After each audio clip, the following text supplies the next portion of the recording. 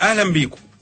عندي النهارده 3 اخبار حصلوا في الساعات القليله اللي فاتت دي، لازم نعلق عليهم خبر خبر. ما ينفعش 3 اخبار شايف ان صعب انهم يحصلوا في ساعات محدوده. الخبر الاول هو ما فعله بعض الارهابيين مساء امس لما قاموا بقتل المقدم محمد مبروك الضابط بقطاع الامن الوطني. الضابط كان خارج من بيته في مدينه نصر عند احد المولات، وانتظروه بالليل وفرغوا فيه الرصاصات. كان في عناصر إجرامية في انتظاره، أطلقوا عليه وابر من الرصاص، 7 رصاصات غادرة استقرت في رأسه. جريمة بشعة بيتم فيها اغتيال ضابط بيؤدي عمله. وزارة الداخلية أعلنت على إنها يعني هتبدأ فورا البحث عن هؤلاء القتلة، لكن عملية القتل أو الحادثة البشعة دي بتطرح أسئلة مهمة جدا. هي إيه مثلا؟ أولا، هل دخلنا على عصر الاغتيالات؟ ده اغتيال، ده مش مجرد قتل وخلاص. هل كده بقى في استهداف لعناصر بعينها في الدولة زي الوزراء؟ جربنا وزير الداخلية محمد إبراهيم ومحاولة اغتياله. هل في محاولات لاغتيال قادمة لكبار المسؤولين، ضباط شرطة، لبعض الشخصيات طبيعة عملهم هي التعامل مع ملف تيار الإسلام السياسي زي جماعة الإخوان المسلمين وغيرها؟ السؤال الثاني هو إن اللي خطط للعملية دي، طبعا سيبك من اللي نفذوها دول مجرد أصابع، لكن ارجع للي خطط. اللي خطط أكيد مستهدف قتل الروح المعنوية لجهاز الشرطة وللعاملين فيه.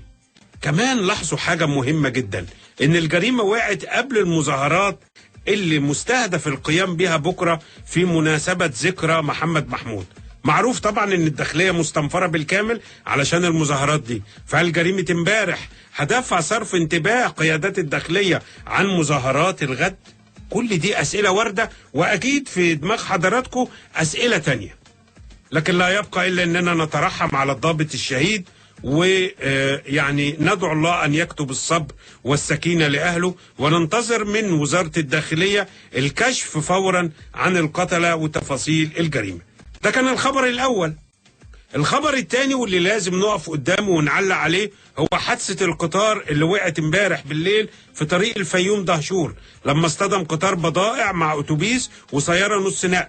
نتج عن الحادث ده مصرع 30 مواطن مصري راحوا في طيس يا ولدان، راحوا ضحية الإهمال. المهندس زكريا فضالي رئيس هيئة السكك الحديدية قال إن قطار بضايع محمل بالطفلة كان جاي من أسوان، اصطدم فجر اليوم الاثنين عند الكيلو 48 على خط الواحات البحرية بأتوبيس أو بميني باص وسيارة نص نقل. رئيس هيئة السكك الحديدية بيبرئ ذمة سائق القطار، وبيقول ان سواق القطر فوجئ باقتحام الميني باص والسيارة النقل للمزلقان رغم غلقه بالجنازير وتشغيل الاجراس والانوار. ده وجهة نظر رئيس هيئة السكك الحديدية، لكن في بقية القصة لما احكيها لكم تكتشفوا ان لا المزلقان كان مقفول ولا كان في جنازير ولا كان في اضاءة. التهمة رايحة فين كده؟ هتلبس مين؟ هتلبس عامل المزلقان الغلبان. ليه؟ لانهم هم 2 عمال للمزلقان ده، لانهم نسوا يقفلوا المزلقان، وده خلى الاتوبيس يعدي وكمان وراها العربيه النص نقل. ايه راي حضراتكم في الموضوع ده؟ هل عامل المزلقان الغلبان ده هو اللي المفروض يشيل الليله؟ هو اللي المفروض يتحمل مسؤوليه فشل هيئه السكك الحديديه وكل وزراء النقل على مدار عشرات السنين اللي فاتوا؟ انا معاكم، ممكن عامل المزلقان يكون اهمل وانه شارك بخطأ ادى الى هذه الكارثة اللي أرقام الضحايا فيها متفاوتة. مرة يقول لك 30 قتيل، وارتفعت قبل ما نطلع النهاردة على الحلقة ونكلم حضراتكم ل 52 قتيل. القصة باختصار إن منظومة السكك الحديدية كلها بايظة. فاكرين من سنة وقعت نفس حادثة القطار في عهد الرئيس السابق مرسي، لما جه قطر شال في سكته أتوبيس مدارس وكان في أطفال أبرياء ماتوا. يومها كان سبب الحادثة المزلقان برضه، ويوميها الجميع بلا استثناء وانا كنت احدهم كلنا الهجوم لرئيس الجمهورية السابق مرسي، لأنه كان مقدم استجواب شهير في هيئة السكك ضد هيئة السكك الحديدية، ومقدمه لما كان عضوا في مجلس الشعب سنة 2005. المفاجأة يا أخي برضو إن احنا يعني طبخنا الموضوع، رضينا كل أهل متوفي أو أهل طفل بكم قرش كده وخلاص، ويكفى على الخبر مجور. لكن حد فكر يحل حلول جذرية؟ أبدا. احنا السنة اللي فاتت في البرنامج قدمنا اقتراح على راديو مصر، وبنقدمه النهاردة على الراديو 90 اللي هي قصة المزلقانات. اقترحت على الحكومة يوميها، وبقترح على حكومة الببلاوي النهاردة. حضراتكم عارفين ان في كليات هندسة تقريبا في جميع محافظات الجمهورية. كليات الهندسة فيها قسم للنقل وهندسة الطرق. قلنا وقتها وبنكرر طلبنا النهاردة ان لو طلبت كل كلية هندسة في كل محافظة من محافظات الجمهورية، طلبوا كلية الهندسة اللي هم متخصصين في النقل وهندسة الطرق، لو قاموا بعملية تطوير للمزلقانات كلها على مستوى الجمهورية، وان يكون مشروعات تخرج هؤلاء الطلبة من كلية الهندسة عن تطوير المزلقانات، مع وعد لهؤلاء الطلبة بتعيينهم في هيئة السكك الحديدية، تفتكروا حضراتكم لو الموضوع ده كان اتنفذ شوية، لو كان اتنفذ، اكيد كانت الحوادث دي نادر انها تتكرر تاني. السؤال اللي انا بسأله هو ليه يا اخوانا كل الحكومات ما بيفكروش انهم ينفذوا الافكار دي يا سيدي بعد ما يدرسوها؟ اكيد مش كل الاخبار كانت سيئة في الساعات اللي حصلت امبارح، زي ما استعرضنا حادثة مقتل او استشهاد ضابط الامن الوطني، وحادثة القطار اللي دهست قدامها، يعني الارقام على الاقل واصلة لحد 50 دلوقتي، شهيد مصر مواطن بريء ليس له ذنب سوى ان الاهمال قتله. في خبر كويس او ممكن يعني يحاول يفرحنا شوية ولازم استعرضه قبل ما نطلع فاصل. الخبر بيقول ان محافظ اسوان اللي هو مصطفى يسري قال ان محافظة اسوان ستبدأ في تنفيذ مشروع ضخم لاستغلال الطاقة الشمسية بتكاليف 5 مليار جنيه، وتم اسناد هذا المشروع الى هيئة الطاقة الجديدة والمتجددة. ده خبر لازم اعلق عليه النهارده، خبر بيقول ان في امل. عاوز اقول لحضراتكم ان استخدام الطاقة الشمسية او استخدام الشمس في توليد الطاقة مشروع مهم جدا، ويقدر يمتص نسبة كبيرة من البطالة اللي بيعاني منها شبابنا، وهيكون عليه اقبال كبير جدا، ونسب العمالة فيه هتكون كثيفة كمان. واجه سعادتي كمان في خبر تنفيذ مشروع ضخم لاستغلال الشمس في انتاج الطاقة في اسوان، هو ان الصعيد بقى موجود في ذهن الدولة، وارجو ان ده ما يكونش مجرد اتجاه لمحافظ اسوان، مع الشكر والتقدير ليه، وانه لازم يكون في دماغ رئيس الجمهورية، في دماغ رئيس الوزراء، في دماغ صانع القرار. يا ريت نطلق عدد من المشروعات الكبيرة بالشكل ده في الصعيد، لان الصعيد عانى طوال عشرات السنين لما حد كانوا يغضبوا عليه يقول لك ننقله الصعيد، كأن العقوبة لأهل الصعيد. أرجو إن ده، وأنا ياما ناديت في البرنامج بإن إحنا لازم نعمل مشروع كبير جدا في محافظات الصعيد. أرجو إن دي تكون البداية ويتم توسعها في محافظات تانية. مقدمة حلقة النهاردة خلصت. قبل ما أطلع فاصل بقول لحضراتكم كان الله في عونكم النهاردة بسبب المواصلات الزحمة اللي كلنا عنينا منها النهاردة. القاهرة الكبرى شبه مشلولة، يوم تلاقي الحالة كويسة ويوم تلاقي الحالة سيئة. بعد الفاصل هيشرفني في الاستوديو الكاتب الصحفي الأستاذ حسن الزوام، مدير تحرير الميدان ومدير تحرير مجلة المصرف. بجدد التحية بضيفي في الاستوديو الكاتب الصحفي الأستاذ حسن الزوام، متواصل عن أهم 3 أخبار شايفهم من وجهة نظر النهاردة، ربما هو يرى خبر آخر ويحتاج التعليم منه. أهلا بيك أستاذ حسن. أهلا وسهلا بأستاذ محمد ومستمعينا الكرام. سمعت مقدمة الحلقة، كنت بعلق فيهم على 3 أخبار شايف إن إيه صعب يحصل كده في خلال ساعات، جريمة اغتيال، حادثة قطار، وخبر برضو كويس يفرح الناس، يقولوا إن في حد هيعمل حاجة للبلد قدام، وهو استخدام الشمس في إنتاج الطاقة في أسوان. خليني أبدأ معاك بأول خبر استعرضناه النهاردة، وهو حادثة اغتيال المقدم أمن الدولة أو المقدم الامن الوطني، شايفه ازاي؟ اولا دي مش اول حادثه لاغتيال حد من القيادات الامنيه في جهاز الامن الوطني.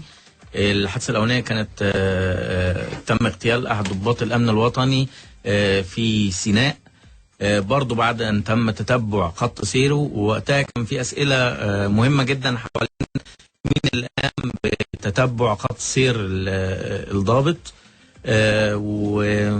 ومش عارف هي مصادفه ولا لا ان في ارتباط ما بين الحالتين وحالتين الاغتيال وما بين الاسلام السياسي او النظام السابق. الضابط اللي تم اغتياله في المره الاولانيه كان مسؤول ملف من ملفات جماعه الاخوان المسلمين، وكان مسؤول كمان عن تسليم وتسلم المهندس خيرت الشاطر المحبوس حاليا اثناء عمليات ترحيله، كان زيارات وكان ماسك الملف ده، وبعدين تم تكليفه بالتحقيق في قضيه اغتيال الجنود المصريين، وقيل وقتها ان هو كان بدأ يوصل لخيوط مهمه فيما يتعلق بهذه القضيه وعلاقه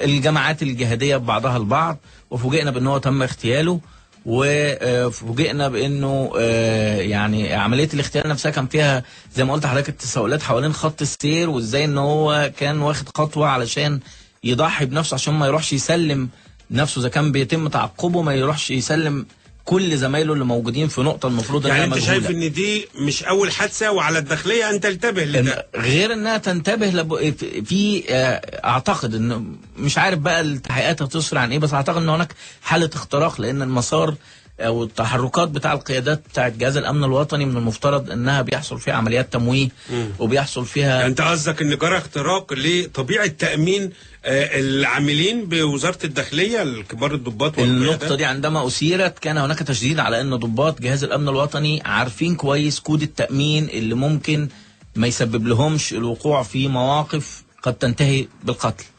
الحادثه بتاعت النهارده او امبارح بالليل برضو اعتقد ان هي فيها برضو اختراق للحاله انا عايز اقول لك حصل ايه. حصل مساء في مدينه نصر امام السراج مول، منطقه شديده الازدحام، يعني دايما بنقول الزحمه بتعرقل اداء عمل المجرم يعني. ما انا ما اعتقدش ان هي دي تمت بالصدفه، يعني مفيش حد ماشي بالصدفه شايل معاه سلاح متعمر لا جاهز تم رصده، تم رصد الشهيد محمد مبروك. تم رصد الضابط محمد مبروك الله يرحمه يعني. ولما نيجي ندور بقى في الموضوع نلاقي ان هو كان مسؤول عن التحريات والتحقيقات، وان هو كان هيبقى احد الشهود الاساسيين في قضية القضية المتهم فيها الرئيس السابق محمد مرسي المرتبطة بالتخابر مع هو قيل ان هو كان مسؤول عن ملف هروب الرئيس السابق من سجن وادي النطرون. حتى الآن المؤكد ان هو ليه علاقة بقضايا ترتبط بالنظام السابق مع نفس الحالة اللي كانت موجودة قبل كده. اعتقد كان مقدم محمد الشقيري او الشقنقيري برضو كان ليه علاقة بالموضوع. لكن اللافت النظر المرة دي ان القضية ليها بعد مخابراتي شوية، لانها قضية تخابر. ازاي يا استاذ حسن الزوام الكاتب الصحفي؟ دي قضية مفترض انها دي قضية تخابر، مفترض ان هو يتم فتح فيها طرق التواصل وايه المعلومات المؤكدة اللي تتعلق بالتخابر، سواء كان مع جهات خارجية منها مثلا حركة حماس في قطاع غزة، أو ممكن يتم التطرق إلى ملفات أخرى تتعلق باتهامات بالتخابر قد توجه إلى الرئيس السابق محمد مرسي. طبيعة الجريمة بالمعلومات اللي توفرت لنا لغاية دلوقتي، هناك حالة رصد، هناك حالة قتل من محترف قبل المهاجمين أو المهاجمين. أنا ما أقدرش أستبعد فكرة إن هو يكون ده عمل مخابراتي صرف، عمل مخابراتي خارجي يعني. بس حتى لا تذهب العين. لا عمل قد يكون عمل مخابراتي خارجي، لان اجهزه مخابرات اجنبيه السنتين او الثلاثه اللي فاتوا كان اعتقد ان كانت الساحه في كل لا الساحه في كل دول الربيع العربي كانت مفتوحه لاجهزه المخابرات. وكان طب ايه الهدف من جهاز مخابرات اجنبي يستهدف مقتل مثل هذا الضابط؟ ربما طمس معلومات ما كانش يملكه حد غيرها يعني. وهل هي بتبقى معلومات في حوزة الضابط فقط ولا في حوزة الجهاز كله؟ مفترض انها موجودة في حوزة الجهاز، لكن انا عايز اوصل رسالة ان هذه المعلومات لا يجب ان تخرج الى الاطار القانوني او تدخل في اطار القضاء او يتم تسريبها. اذا كانت عملية تصفية ملهاش علاقة باي نشاط مخابراتي داخل حدود جمهورية مصر العربية، فهنا احنا بنتكلم ما نقدرش نوجه طبعا اتهام مباشر، لكن هناك ابحث دايما عن المستفيد في قضية زي دي. لما يكون احد الشهود في قضية تخابر واتهام باتصال خارجي موجهة للرئيس السابق، فاعتقد ان الاتهام سيوجه بشكل مبدئي الى جماعة الاخوان المسلمين. سؤال اخير قبل ما نطلع فاصل، الكاتب الصحفي الاستاذ حسن الزوام، هل ما يتردد بان مصر كده بدأت عصر الاغتيالات ولا دي مجرد تخوفات؟ اعتقد ان هي دخلت في عصر الاغتيالات الامنيه، يعني اللي هو استهداف رموز امنيه في وزاره الداخليه.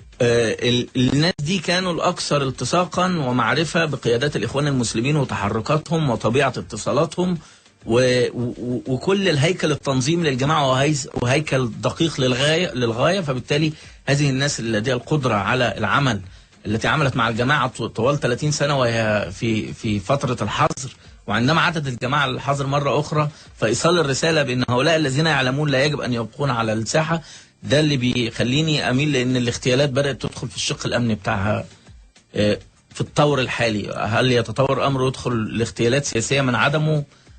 خلينا ده برضو يتوقف على بعد الجهود اللي هتبذلها أكيد وزارة الداخلية للقبض أو للوصول حتى إلى يعني معلومات عن هوية أو طبيعة الأمو بتنفيذ العملية الإجرامية امبارح. ربما ده يكشف بقى أشياء كثيرة. قبل ما ندخل الاستوديو كان في بعض التسريبات على أنه تم التوصل إلى تحديد هويات بعض المهاجمين. زي ايه يا استاذ حسن؟ لا، هو اللي اعلن انه هو في التحريات الامنيه اللي اجريت على الحادث توصلت ان هو هناك اشتباه في بعض الاسماء، لكن لم تعلن الاسماء ولا توجهاتها السياسيه، ولكن ما هو مسرب ان هناك طرف للخيط بدأ الامساك به.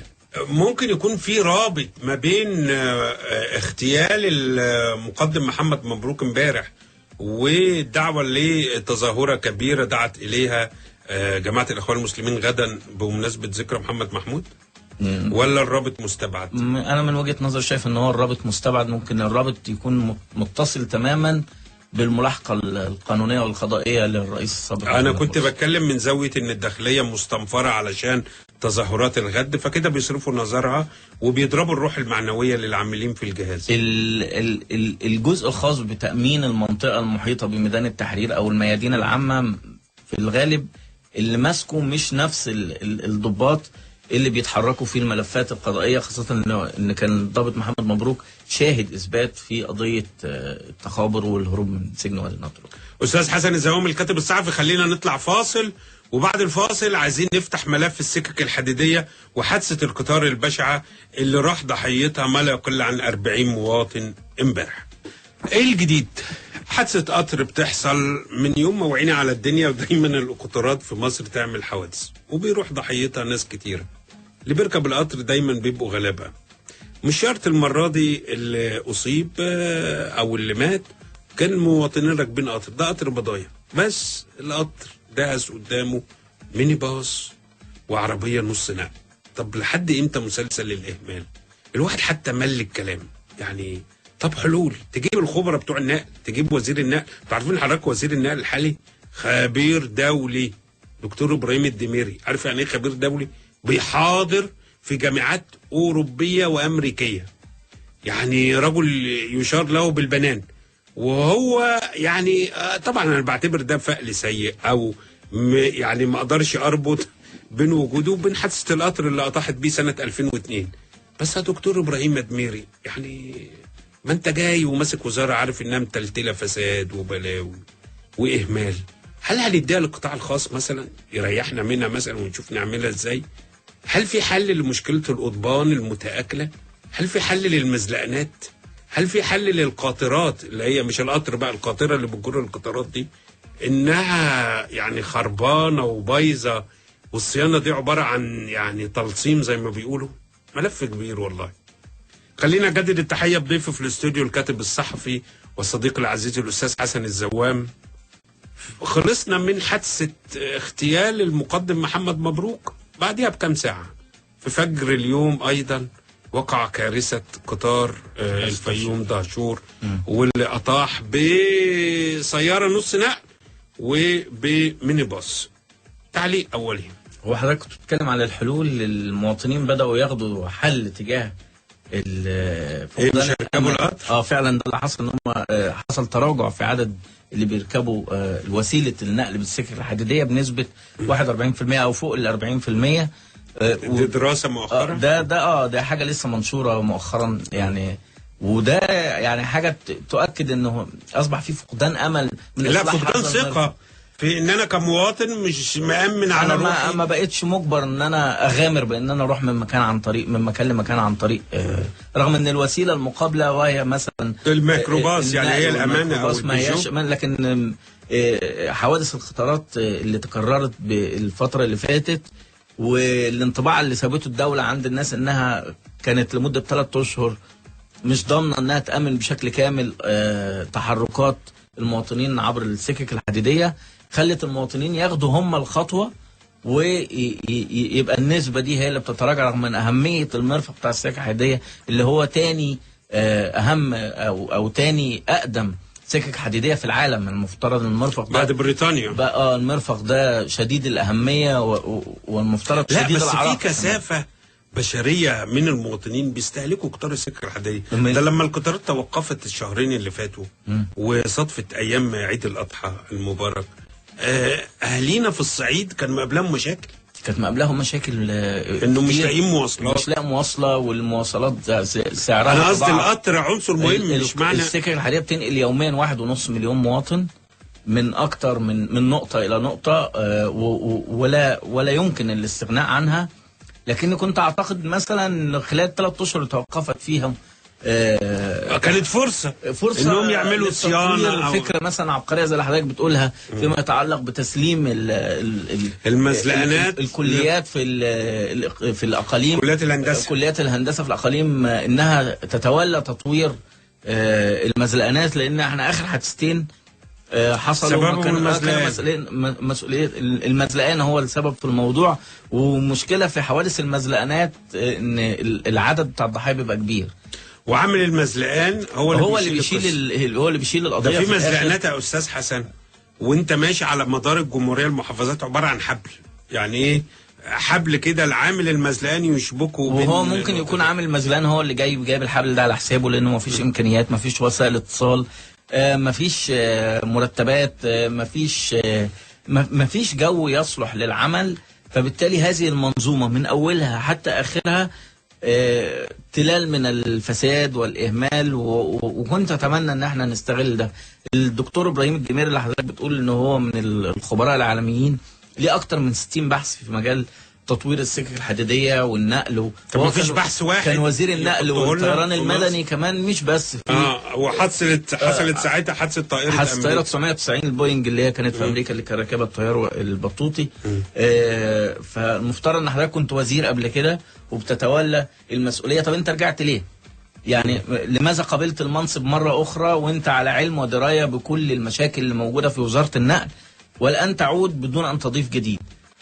لماذا قبلت المهم؟ هو صحيح النهارده كان في اخبار منشوره عن ان هو بدا يجري بعض الاتصالات مع شركات مجريه عشان اعاده القطار المجري الشهير اللي احنا كلنا ركبناه، يعني اللي شبهوا بيه لاعب الاهلي مصطفى عبده، وانه يحصل عمليه تصنيع او تطوير للقطارات اللي موجوده في مصر واحلالها بقطارات اخرى وتطوير الموضوع. لكن فيما يتعلق بالمزلقانات احنا بنتكلم عن داء سرطاني منتشر، لان المزلقانات ما الكلام ده يا استاذ حسن زوام اي حد بيسمعنا دلوقتي هيقول لك انا سمعته 100 مره، سمعته بقالي سنين طويله وما فيش خطوه لقدام. ما احنا انت حضرتك طرحت حل دلوقتي، مفترض ان احنا نعمل ايه؟ ناخد الحل ده ونروح ننفذه احنا، ولا في جهه تنفيذيه لابد ان في جهه تنفيذيه في الحكومه تنفيذيه لابد ان منتظر النهارده السيد رئيس الجمهوريه يستدعي رئيس الوزراء، يستدعي وزير النقل ويقول حلوا حاجه. يعني اللي هو برضه مضايقني فكره ان المستشار عدلي منصور بيتعامل مع الموقف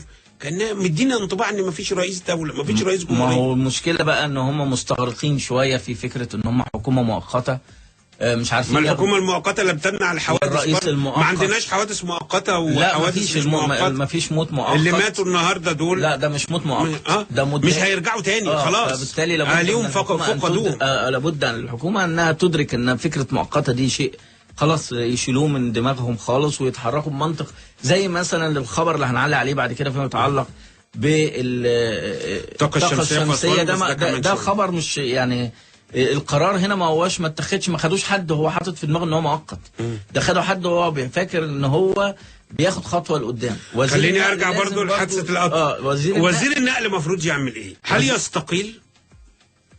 والله لو الحل هو الاستقاله كان المفروض يبقى الحكومه كلها تكون مستقله، لان احنا عندنا خلل واهمال وفساد في كل القضايا. لابد ان يكون شجاع ويعترف بان هناك خطا معين، وانه لم يسعى الى تلافيه طوال ال3 شهور اللي توقفت. 3 شهور المرفق واقف بالكامل. انا عملت ايه؟ ده حضرتك مثلا تعرفش ان بعض القطارات لما صدرت لها الاوامر بالتوقف فتوقفت في اي مكان، يعني اللي كان راكب القطر في المنوفيه سابه في المنوفيه، اللي كان راكبه في سوهاج سابه في سوهاج.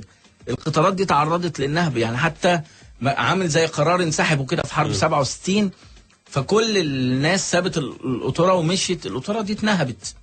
فالتعامل مع المرفق العام بمنطق المؤقت وسيبه هو يجرى له ايه، لا يا جماعه ده مرفق عام بيخدم ملايين البني ادمين يوميا، فلا يجوز باي شكل من الاشكال ان انا اتعامل معاه بالاهمال ده. هناك ملفات كثيره لابد ان يفتحها وزير النقل في الوقت الحالي، لانه لابد من حلول. ما يصحش ان مصر تاني اقدم سكه حديد في العالم يكون ده مستواها في الوقت اللي الدول اللي تاسست بالكامل اصلا في الستينات لديها خدماتها ومرافق افضل من الموجوده في مصر. ده كمان للاسف الاحصائيات الاخيره بتقول ان مصر بتحتل رقم 1 في حوادث الطرق. حاجه يعني مش عايزين نغم الناس اكتر ما هم مهمومين، لكن خلينا ندخل على خبر مفرح لكن بعد هذا الفاصل. والله في اخبار مفرحه، اوعوا تفكروا ان البلد دي عاجزه على انها تنتج للمصريين اخبار مفرحه. يسعدنا اكتر انها كمان تيجي من مسؤول، فزي ما بننتقد لازم برضو نشيد. قلت لحضراتكم في مقدمه الحلقه ان محافظ اسوان بيطلق مشروع لاستخدام الشمس في انتاج الطاقه، اللي هو استخدام الطاقه الشمسيه. هذا المشروع هيكلف 5 مليار جنيه، يعني 5000 مليون جنيه. مشروع بيقام فين؟ في اسوان. اسوان يعني الصعيد، يعني عمالة من الصعيد، شباب من الصعيد. طيب ليه الفكرة دي ما نغذيهاش ونطورها ونكبرها؟ ليه رئيس الوزراء ما يلقطهاش ويجي يقول لي في اجتماع مجلس المحافظين، يجتمع بمجموعة محافظي الصعيد ويقول لهم عايزين نكرر هذا المشروع في محافظات أخرى، وكل محافظات الصعيد منتجة للشمس. طب فين المشكلة؟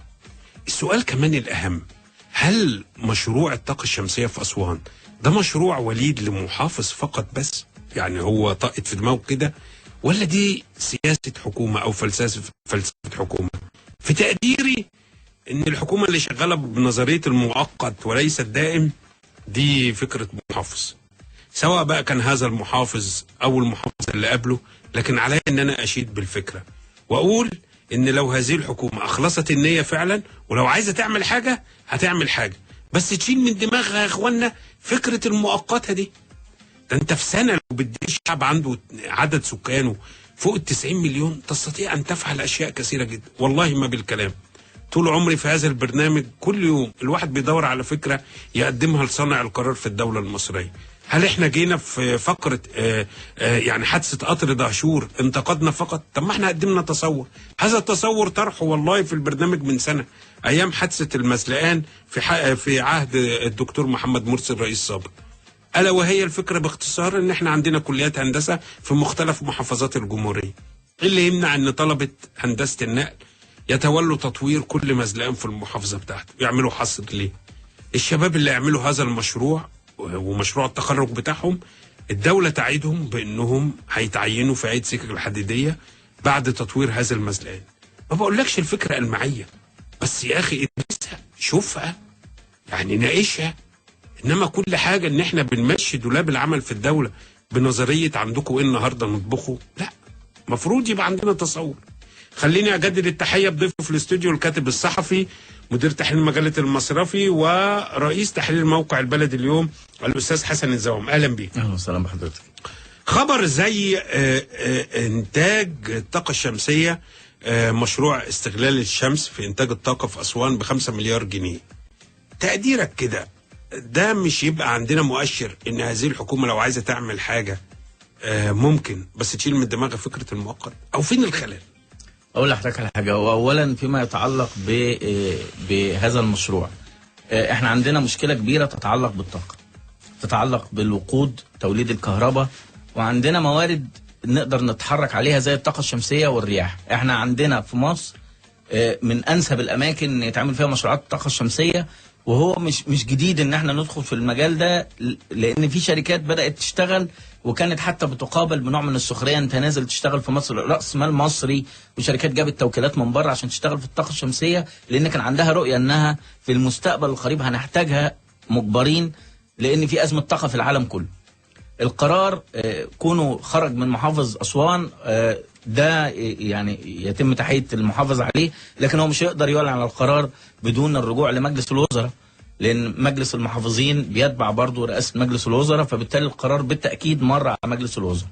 فيما يتعلق بأداء حكومة الدكتور الببلاوي وسيطرة فكرة المؤقت فيها، بصراحة مش عايزين نبقى يعني نظلم الحكومة دي، لأنها اتخذت مجموعة من القرارات الإيجابية، بعضها بيمس حياة الناس وبعضها بيمس بالاقتصاد، لكن كان فاكرها زي اللي هو اعفاء اولياء الامور من مصروفات المدرسه، اعفاء الطلبه المقيمين في المدن الجامعيه من المصروفات، اطلاق الحد الادنى والاقصى للاجور. القرارات دي علشان بتتاخد دولاب العمل الحكومي الروتيني اصلا، عشان يتاخد القرار ده بياخد وقت، لكن المطلوب منها هو سرعه الاداء. يعني حتى لا نظلم هذه الحكومه اتخذت قرارات لم تتخذها حكومات اخرى في عشرات السنين، ولكن المطلوب منها انها تكون على قد ايقاع المطلوب في الوقت الحالي. انا حكومه وعندي فتره شغاله فيها، ولتكن هذه الفتره المؤقته مثلا سنه او سنه ونص، فبالتالي الجدول بتاعي انا عايز احل في السنه ونص ده كل الازمات اللي بتتعلق في مصر، ولازم اضغط. بلاش يا استاذ حسن فكره كل الازمات. يعني هو لو جت هذه الحكومه وقالت مثلا انا لو قدرت ان انا امشي دولاب اليوم للمصريين واحل مشكله مثلا زي الطرق والسكك الحديديه، ده انجاز. ما هو ده جميل، بس انا عندي دلوقتي ملف الطاقه، انا اقدر اطلع بفكره زي مشروع الطاقه الشمسيه الموجوده في اسوان، واسوان كمحافظه لديها من الامكانيات انها تبقى دبي. اسوان تقدر انها تبقى نقطه الاتصال ما بين مصر وافريقيا، اللي هي اصلا عامله لنا ازمه فيما يتعلق بالعلاقات والوجود، بسبب اهمالنا ليها على مدار السنين وبعض الاستعلاء من القرار السياسي كمان المصري. لا، اسوان لديها امكانيات كبيرة، عندها آثار، عندها سياحة ثقافية، عندها موارد مائية، عندها أراضي صالحة للزراعة، عندها طاقة شمسية، وفيها كمان أكتر من مناجم كتير للذهب اللي اكتشفت من عشرات السنين، واللي اكتشفها سابها للأجيال القادمة. يعني محافظة دولة على هيئة محافظة. يعني. فبالتالي المحافظة دي عايزة شخص لديها أفكار براقة، ويكون لديه الاتصال جيد مع الادوات الحكوميه وكل الوزارات، ويتم التنسيق ما بين هذه الوزارات. والله ممكن نقدر في خلال 3 سنين تبقى اسوان دي دبي افريقيا، فيها كل حاجه نقدر حلو الاسم، يا ريت والله. يعني نتمنى حاجه زي كده. بس عايز اضيف للساده المشاهدين المستمعين ان احنا عندنا 9 مليون سخان كهرباء في كل بيوتنا على مستوى الجمهوريه. لو جرى احلال هذه السخانات باستخدام الطاقه الشمسيه، متخيلين حجم العماله اللي هتشتغل في كل ده؟ حجم السولار اللي احنا مش هنستورده، والازمه اللي مش هنتعرض لها. ده بيوفر انتاج ما لا يقل عن انتاج محطتين كهرباء يا اخوانا. تخيلوا ان احنا بس نحل ده، علما بان مصر دوله مشمسه طول العام. حضرتك كنت طرحت الفكره دي قبل كده، واعتقد كمان ان حضرتك كنت يعني خدت خطوه ايجابيه اكتر، وان انت دورت على الجزء اللي متعلق بالتمويل وذهبت لبنوك. والله 2 من اكبر البنوك في مصر قالوا هنمول، والكلام ده كان في فتره الدكتور محمد مرسي، والتقيت بمسؤول ملف الطاقه في رئاسه الجمهوريه ايام محمد مرسي، واديته هذا الملف وتمنيت انهم يعملوا حاجه، بس للاسف عدى برضو الوقت اللي احنا بنطرح ده برضو بنطرح حاليا ده، او بنجدد طرح هذا المشروع استنادا الى ما جرى اطلاقه في اسوان، ان احنا نستغل النقطه دي يا اخوانا ونبني عليها. يعني هناك افكار يمكن ان احنا نعمل بيها حاجه للشعب بدل فكره المؤقت اللي احنا عايشين فيه. مصر لا تخلو بالتاكيد لا تخلو من الافكار والازمه تستدعي ان احنا نشغل مخنا وندور على فكره. اول عائق بيواجهنا هو الاراده السياسيه. في الفترات اللي فاتت سواء النظام السابق او الاسبق كان الهم السياسي والسيطره والتمكين والملفات دي هي اللي بتسيطر على كل خليني اخدك الملف السياسي، بس بعد هذا الفاصل عايز اتكلم معاك على رؤيتك او شكل مجلس الشعب القادم هيبقى عامل ازاي في ظل غياب ما يمكن ان نسميه حزب الدولة. مفيش حزب دولة. نطلع فاصل وبعد الفاصل نرجع تاني مع الاستاذ حسن الزهوم الكاتب الصحفي رئيس تحرير موقع البلد اليوم. يا ترى يا هل ترى انتخابات مجلس الشعب القادم اللي مفروض هتجرى ما بين نهاية فبراير اول مارس، شكل مجلس الشعب اللي جاي ده هيبقى ايه؟ انتوا عارفين ان احنا في مصر لاول مره من 65 سنه منذ ثوره يوليو 52 المصريين هينزلوا ينتخبوا، ما عندهمش حاجه اسمها حزب دوله. حزب دوله يعني ايه؟ ايام عبد الناصر كان في بقى ايه؟ هيئه التحرير والاتحاد الاشتراكي، واللي بقى بعد كده حزب مصر ثم الحزب الوطني وهكذا. وقامت ثوره يناير واتشال الحزب الوطني وجرى حله بقرار قضاء المحكمة، حكم محكمة، ووصلنا إلى حزب سلطة وهو حزب الحرية والعدالة. وقامت ثورة 30 يونيو ولم يعد عندنا الآن حزب سلطة. السؤال هننزل ننتخب إزاي؟ طب شكل البرلمان هيبقى إزاي؟ سمك لبن تمرين دي؟ خليني أوجه هذا السؤال لضيفي وضيفكم النهاردة الكاتب الصحفي الأستاذ حسن الزهوم. أهلا وسهلا بحضرتك. في حاجة أهم من وجود حزب للسلطة، لأن الانتخابات البرلمانية فاتت ما كانش فيه برضه حزب للسلطة. احنا دخلنا كل العمليات الانتخابية اللي فاتت تحت حالة رعب. الأول دخلنا في دستور 19 مارس تحت رعب الجنة والنار. دخلنا الانتخابات البرلمانية تحت رعب الفلول والثوار، ودخلنا الانتخابات الرئاسية تحت رعب التقسيم. ده ليبرالي مشكوك في إيمانه، وده إسلامي متطرف، وده إسلامي معتدل، وده فلول النظام السابق. فوصلنا إلى النتيجة اللي أسفرت عن السنة اللي كانت قبل 30 يونيو. أول حاجة لازم نعملها لابد أن يكون هناك، ده بقى جزء مش راجع لا للأحزاب ولا الكلام ده كله. الناس لازم تتعامل مع الانتخابات بأنها راح تختار الأفضل، مش راح تختار الأقرب، مش راح تختار اللي هو عشان ما تلسعش فراح اختار اللي ما بيلسعش. لا، انا لازم اتحرك بناء على اختيارات موضوعيه. لابد ان يكون قراري الانتخابي نابع من وجود برنامج. احنا بدانا نعرف يعني ايه برنامج، بدانا نسمع مصطلحات عن ال100 يوم، بدانا نعرف ان في حاجه اسمها احزاب.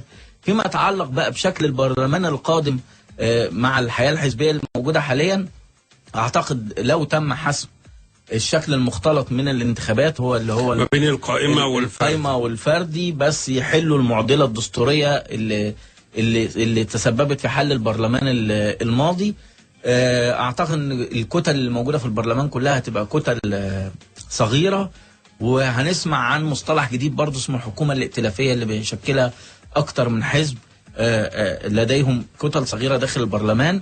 اعتقد برضو الاستقرار على حجم البرلمان وقانون الانتخابات وقانون الدوائر الانتخابية هيساعد الاحزاب اللي الفترة اللي فاتت كانت تقريبا عندها حالة توهان، فقدت الاتصال. طب هل تعتقد يا استاذ حسن ان البرلمان القادم هيضم مختلف القوى السياسية، ولا في قوى سياسية مش هتدخل البرلمان؟ لو خضنا الانتخابات بدون حالة الرعب والتخويف والتخوين والتفصيص بتاع المجتمع ده اللي هو حالة العزل المجموعات، يعني البرلمان القادم هيبقى فيه حصص كبيرة لكل التيارات اللي موجودة.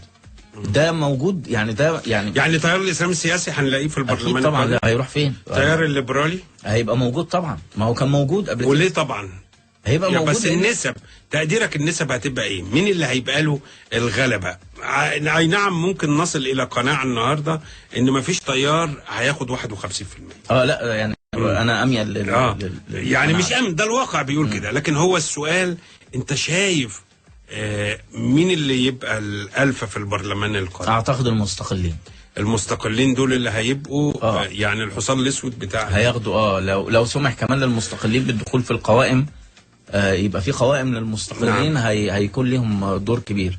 المستقل بقى لابد ان احنا نحل برضو المعضله القانونيه دي، ان انا بيخش واحد يقول لي انا مستقل وبعدين يشوف الميه رايحه فين، رايحه ناحيه التيار الاسلامي، تلاقيه هوب انضم للتيار الاسلامي، رايحه ناحيه الاحزاب المحزوبه عن النظام السابق. يبقى لازم طالما انت مرشح امام الناخب الصفه ما تتغيرش.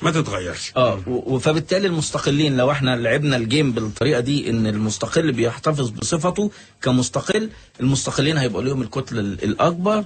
واحنا كان كل البرلمانات اللي فاتت اللي قبله واللي قبله كان في كتل للمستقلين وبيبقى ليها متحدث رسمي. طب ده هيشكل الحكومه ازاي؟ يعني البرلمان ده ومفروض فيه الأغلبية التيار هيشكل حكومة، هنشتغل في قصة الحكومة الائتلافية؟ احنا طبعا هنشتغل في فكرة الحكومة الائتلافية، واحنا كمان اتفقنا ان مفيش حد هياخد 51% بما فيهم المستقلين. نعم. فبالتالي الكتل الحزبية اللي لديها خبرة في العمل السياسي هتحاول توجد مساحات عمل مشتركة علشان تنضم.